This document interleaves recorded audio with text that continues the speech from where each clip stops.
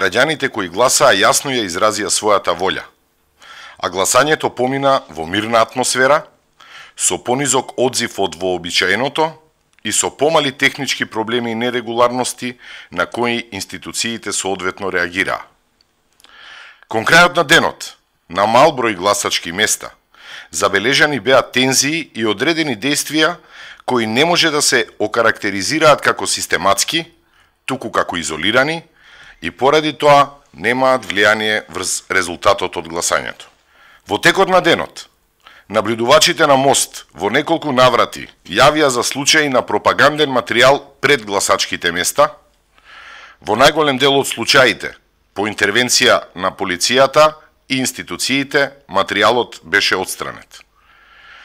Во поединечни случаи на различни изолирани гласачки места беше забележано непроверување на палецот со UV ламба, непроверување на документи за идентификација, како и необележување со мастило. Забележани беа и случаи на групно, односно семено гласање. На 3 гласачки места имаше прекин на гласањето поради технички проблеми. Уште еднаш потенцираме дека станува збор за мал број случаи и изолирани случаи. На мал број гласачки места, пред крајот на гласањето, забележани беа обиди за нарушување на правилото еден човек, еден глас, кои не може да се окарактеризираат како систематски, туку како изолирани случаи и поради тоа нема влијание врз резултатот од референдумот. МОСТ го наблюдуваше спроведувањето на гласањето на болните и немокни лица од страна на 94 избирачки одбори, каде беа пријавени 331 гласач за предвремено гласање. Главната забелешка е дека на 11 гласачи не им била почитувана тајноста на гласањето, односно во моментот на гласање имало присутни лица во просторијата каде што се гласало, а 4 плика со гласачки ливчиња не биле ставени во гласачката кутија. Гласањето на затворениците исто така помина без регистрирани проблеми. Граѓанската асоциација МОСТ ги нотираше инцидентите кои се случија пред едно од гласачките места во странство, поточно во Австралија, и оценува дека истите ја нарушуваат слободата на граѓаните да го искористат своето право на глас.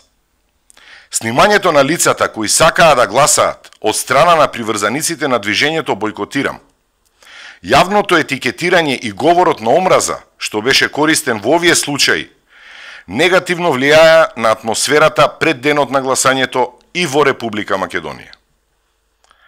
Избирачкото право е гарантирано со Уставот на Република Македонија и никој нема право да го повредува.